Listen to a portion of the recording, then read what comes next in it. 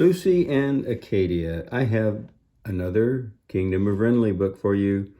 I have run out of Wrenly books that they have in the library here in Plainsboro, but I was able to get one electronically, and I have it on my Kindle. See, this is my Kindle. It's kind of like an iPad, except it's smaller. And this one is called The Kingdom of Wrenly, The Ghost in the Castle. You see the picture there? You see Clara's on the left. There's a ghost in the middle. And on the right, we see Prince Lucas and his trusty scarlet dragon, Duskin, I think his name is. We'll find out. I've forgotten his name. Is it Duskin? Maybe I'm wrong. We'll see. We're going to find out in just a minute, in fact. So I'll read the first half of this to you. Hopefully you can see it okay on my Kindle. It'll look a little bit different. Here are the chapters. Chapter 1, Bumps in the Night. Chapter 2, Dragon Hound. Chapter 3, Seeing Things. Chapter 4, Mysterious Mission. Chapter 5, Eavesdroppers. Okay, that's the one I will read. And you're very familiar, I know, with this map. We might refer back to it. It's a map of the Kingdom of Wrenly. And here's Chapter 1, Bumps in the Night. Ooh, ooh, creak. The door to Prince Lucas's room whined as it opened. A wave of cold air swept into his chamber. Ruskin, that's his name, Lucas's pet scarlet dragon, lifted his ears. Then, clump, the door banged shut in the darkness. Lucas gasped and sat straight up in bed. Oh my gosh, it must be ghosts. Okay, hang on a second. I gotta take my jacket off. You can't see me because I'm behind the camera, but I've got a jacket on and it's a little bit warm in here. Okay, so they're hearing ghost sounds. Okay, and there we are in the bedroom. There we see, oh, isn't that cute? Ruskin's got his blankets pulled up in front of him, just like Lucas does. Very cute. What was that? He whispered, staring at the closed door. Ruskin shook his head and whimpered. Ruskin's always whimpering. He's kind of a fraidy cat for a scarlet dragon. The prince looked at the moon shimmering on the water outside the palace. His curtains blew gently in the breeze. It must have been a gust of wind, the prince reasoned. But just as he said this, the strange, spooky sound began again. Ooh. That's what I'm reading out here, these O's. Remember, that's called onomatopoeia. That's where you have a bunch of letters that make a sound rather than a word, onomatopoeia. Ooh! Ruskin jumped into Lucas's bed. Somebody's awake, Lucas said softly. Let's go find out who it is. The prince slid out of bed and Ruskin followed. The prince slowly opened the door. The light from the moon was just enough for him to see down the passageway. They tiptoed through the first arch. Then they heard the eerie wail again. It's right here. Ooh, ooh. Ruskin scrambled and hid beside a decorative suit of armor. His head peeked out. There's Ruskin, he's hiding. This is a suit of armor. This is what soldiers would wear in olden times to defend themselves against swords and lances. This is a lance, like a spear. And there they are. They're going down the hallway. Ruskin is afraid. They're hearing this. Ooh. Lucas smiled nervously. Would you believe me if I said that was probably just the wind too? Lucas whispered to his dragon. The wind often whistled through the palace on stormy nights. Only tonight wasn't stormy. The sound was definitely a moan, not a whistle. Come on, Ruskin, the prince said.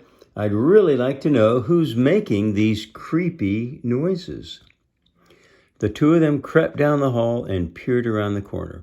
At the end of the next passageway, they saw a glowing bluish light. Uh-oh, they're looking at this glowing bluish light. Ruskin is making the same, crossing his chest with his arms posture as Lucas. You see the shadows on the brick wall from the bluish light. As they tiptoed closer to the light, the air turned ice cold. Lucas hugged himself to keep warm. If these are winds, then they are blowing in from flat frost tonight, he thought. Then he gulped at the ridiculous thought. It was summer in Wrenly, after all. Slowly, a shadow stretched across the wall at the end of the passageway. It had long, bony fingers. Kind of like Granddaddy's fingers. See, I got long, bony fingers. Long, bony fingers and a tall, pointed hat. Lucas and Ruskin froze. Then the shadowy somebody came into view. Okay, we're going to find out who it is. Ooh, it looks like a wizard, doesn't it? See the long, bony fingers? Who do we think this is? Looks like a wizard. Lucas gasped. It was Andre, one of the kingdom's top wizards. What are you two doing up? The wizard asked. Ruskin looked at Lucas, who did all the talking. Of course, since Ruskin can't talk. We heard strange noises and came to see who it was. Andre frowned. Well, now you know, he said gruffly. Get along back to sleep. Sleep is important for young princes, for young princes, and their curious dragons.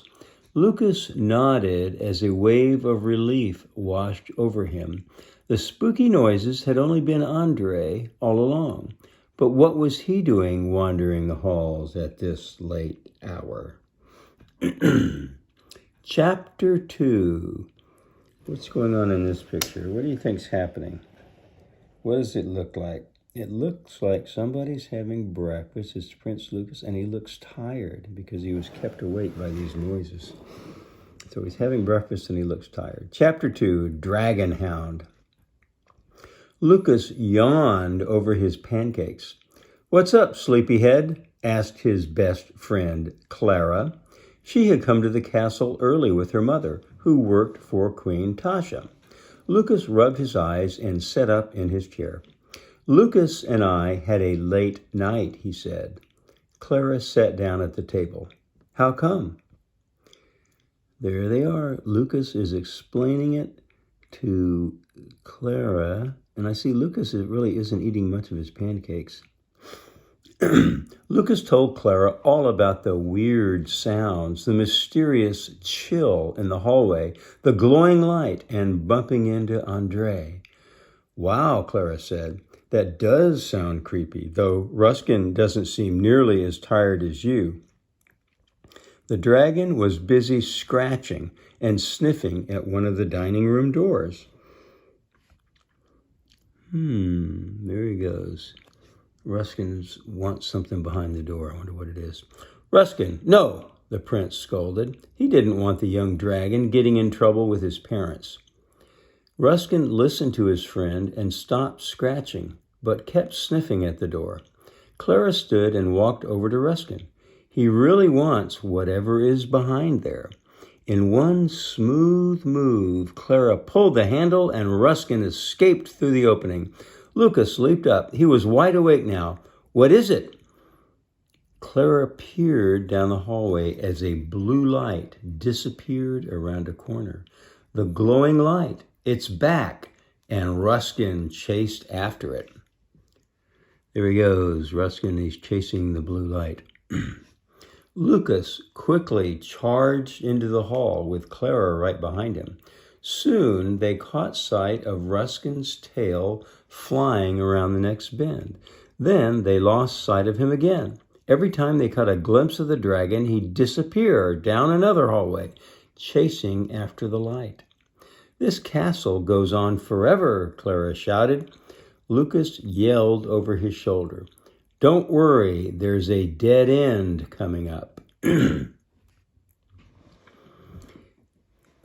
So there's Ruskin. What's the look on Ruskin's face? There's Ruskin. And there's the blue light, kind of, or maybe the remnants of the blue light at the end of the hallway. Sure enough, Ruskin was waiting at the dead end. The dragon sat in a heap, rubbing his head and squawking at the wall. The last of the glowing mist seeped through the wall and was gone. "Whoa, did you see that?" Clara exclaimed, her eyes round with wonder. "What was that?" Lucas touched the cold, hard stones. "I don't know," he said, "but whatever it was, it just went through a solid wall." Chapter 3. Seeing Things. Clara tried to make sense of what they had just seen. "Perhaps our eyes were playing tricks on us," she suggested. Lucas sighed as they walked back down the hall. "Maybe it's because we haven't eaten breakfast." Clara's stomach agreed, letting out a loud rumble, which made both friends laugh. "Are you hungry too, Ruskin?" the prince asked. Ruskin growled and looked back down the passageway. He was more interested in what he'd been chasing than in food. The kids hurried into the royal kitchen. Oh, there's the cook. "Good morning, Cook," Lucas said. "We're really hungry." Cook turned around from a pot of soup he'd been stirring. "I just threw out your untouched pancakes," he grumbled. "If you want something to eat, you'll have to fetch it yourself." Cook's kind of mad because Lucas didn't eat his pancakes. Lucas and Clara had no trouble finding food. They grabbed fruit, yogurt, bread, and butter. As they carried their breakfast to the kitchen table, they heard Cook whistle for Ruskin. That looks like a pie right there. Whew, looks good. Look at that. The cook's giving Ruskin a bone. Ruskin's sort of standing up, going, yeah. "Here, boy," he called. "I saved you a nice, juicy bone." Ruskin scampered after Cook as he left the room. "Hopefully this food will cure us of seeing things," Lucas said, as the kids sat down at the table. No sooner had he said these words than a strange woman appeared in the kitchen. She had long, wavy white hair and a misty gray-blue dress. She looked pale, as if she hadn't been outside in a very long time. "Can we help you?" Lucas asked. The woman drew closer. Her dress floated behind her, and the air around her felt cold. Lucas got goosebumps. "Yes," said the woman in a voice that was strange and distant. "Tell me about your dragon." There she is. Remember, we saw her on the cover. There she is. She's got white hair. She's cold. Seems like it must be a ghost. "Tell me about your dragon." So the woman is interested in the dragon. Lucas set down his yogurt on the table. Although there was something odd about this woman, his biggest fear was that Ruskin had gotten into trouble. There's Ruskin. "Okay, what did he do now?" the prince asked. "Did he scorch something that belonged to you?" I wonder if Ruskin looks guilty. The woman shook her head. "No," she said with a long whispered "oh. "I just want to know how he came to live in the castle." Lucas smiled. He didn't mind telling the story of how Ruskin had come to live with him. It was his favorite tale. He told the pale woman about the discovery of a scarlet dragon egg, how it had hatched, and how Ruskin had been given to him by his father. And his father's name is, who remembers? That's right, it's King Caleb. You know somebody else named Caleb? I do. He's your cousin. He's the oldest of the cousins, King Caleb. So they're talking about King Caleb, and he's raising him from a little dragon pup. Clara spoke of the baby dragon's illness, and the cure they had found just in time. Was it the elderberries? I think maybe that's what he needed. He needed to eat elderberries.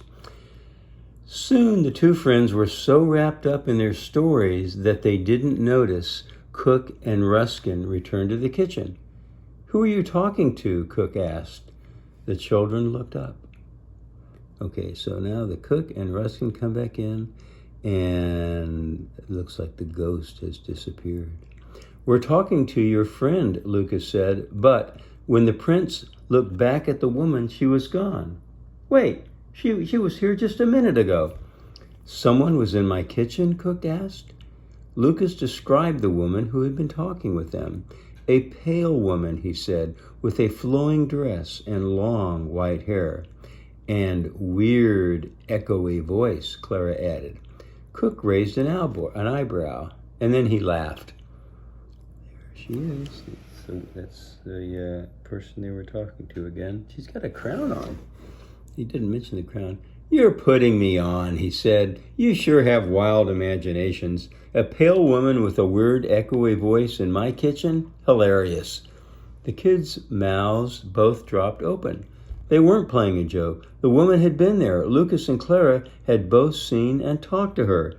See, they thought that the woman was a friend of the cook. They didn't suspect that the woman might be a ghost.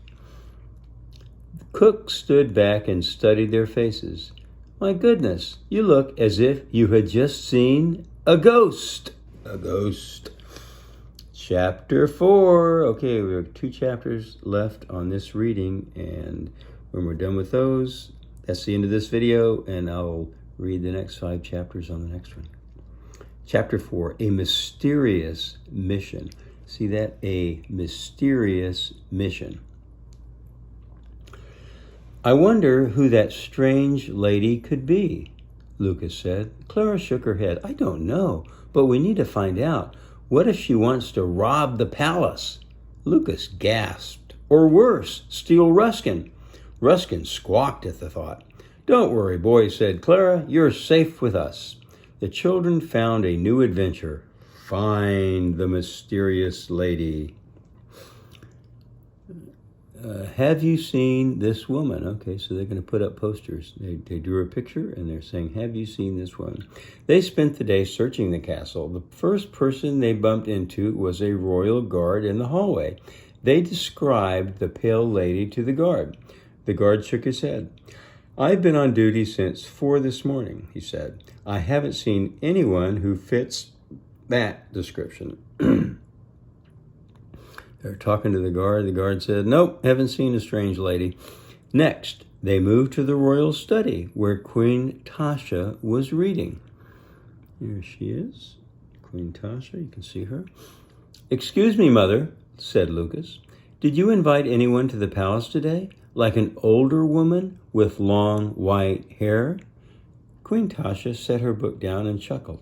"Are you 3 on some sort of imaginary adventure?" The children sighed because the queen wasn't taking them seriously. "No, Your Highness, I'm afraid we're very serious," Clara said. "We saw a strange woman in the kitchen, and Cook said he didn't know who she was." The queen thought for a moment, then shook her head. "Well, I promise I haven't invited anyone over today." Lucas and Clara left the study and continued on their mission. There they are. They're going through the castle, asking people if they've seen this strange woman. That's the picture. They're going up the castle stairs. They climbed the back stairs to the upper floors of the castle. Then they roamed the hallways. "Wait, I hear footsteps," Lucas whispered. The kids and Ruskin stepped behind a pillar. As the footsteps came closer, Lucas peered out from behind their hiding spot. "Look, it's Andre," he whispered. "I wonder why he's patrolling these hallways again." Lucas stepped out slowly, and Clara and Ruskin followed. "Hi," the prince said casually. Andre stopped and stared. "What is this, a game of hide and seek?" Lucas brushed a cobweb from his arm. "Actually, maybe. We're seeking a woman. Have you seen anyone strange wandering the palace?" "Only the three of you," Andre said with a touch of frost. That means he was kind of cold and a little bit angry maybe. "But tell me, what does this woman you speak of look like?" Lucas and Clara described her. Andre nodded as the children spoke. Then he asked, what was she looking for? Lucas thought for a moment. She asked about Ruskin. The wizard stroked his beard thoughtfully. Very interesting. And why do you think I would know something about this woman? Lucas shifted from one foot to the other. Because you're the only one in the passageway, and we thought you may have seen her. They're kind of standing up to the wizard and answering him directly. That's why, because we saw you here, and we thought maybe you've seen her. The wizard stuck out his chin and nodded slightly. Did this woman happen to ask for me by name? Lucas wrinkled his brow. What kind of a weird question is that, he wondered. No, she only mentioned Ruskin, said Clara. Andre reached out and patted Ruskin on the back. I see, he said. Well, I'm afraid I don't know anything about your mysterious woman. Now, shouldn't you two be at archery training? Lucas and Clara had forgotten all about their morning training. They thanked Andre and turned to leave. As they walked away, Lucas noticed the wizard hurry off in the other direction, and he was moving faster than Lucas had ever seen him move before. It sounds pretty mysterious. There he goes. Now what's he going to do? Chapter 5, Eavesdroppers. Lucas and Clara each collected a bow and a quiver of arrows and set them down in the courtyard. Gray clouds rushed by overhead as they prepared their targets. Then they took turns aiming at the bullseye. That makes 3 out of 6, Lucas said proudly. 4 out of 6 for me, Clara said. This is how many times they hit the bullseye with the bow and arrow. See in the picture here? They're shooting arrows. Bow and arrow. There's their targets. They're downstairs. Oh, and something's going on upstairs. They hear something upstairs. Then they raced to the targets to collect the arrows. As the kids pulled out the arrows, they overheard one of the knights talking to his captain on the walkway above them. Captain, I have come to report some odd happenings in the castle, he said. Lucas and Clara stopped what they were doing and listened. That's called eavesdropping. I don't know why it's called eavesdropping, where that word comes from. That means when you're listening to somebody else's conversation. Usually that's not very polite. You're not supposed to try to overhear what someone is saying to somebody else, but sometimes it comes in handy. So the captain asked, what kind of odd happenings? The knight told his story in a hushed voice. Well, when I was on my rounds in the west turret, a wave of cold mist flooded the stairwell. Lucas and Clara looked at each other with wide eyes. The knight continued, and as I moved into the passageway, I heard somebody whispering, but nobody was there. The captain cleared her throat and asked, it's good that you brought this to me first. Have any of the other knights reported such happenings? So you see, it's the blue mist, and the knight is hearing, or the guard is hearing whisperings, but he doesn't see anybody. The knight shifted nervously. They have, Captain. Many guards have reported hearing strange noises, and one swears he saw a woman float through a wall. Float through a wall. I bet that was pretty surprising. So they're listening to this. There's a woman floating through the wall, and the guard is showing the shock on his face. See, the guard is shocked when this woman floats through the wall. And there's Clara and Lucas. They're downstairs with their archery, and the guard and the captain are up here on this wall. Lucas clamped Clara's arm. "That's like what we saw," he whispered. The color washed out of Lucas's and Clara's faces as the two friends listened for the captain's response. "There has to be a logical reason for these events," she said, "but you must not speak of it again. We don't want to upset the royal family. This is a mystery the knights will solve alone." "Yes, Captain." Lucas ripped an arrow out of the target. "We need to solve this mystery," he said to Clara. Clara nodded. "And I know a good place to gather information." A smile swept over Lucas's face because he knew they were thinking the same place, the library. They're going to go to the library and try to find information that might help. The Royal Library.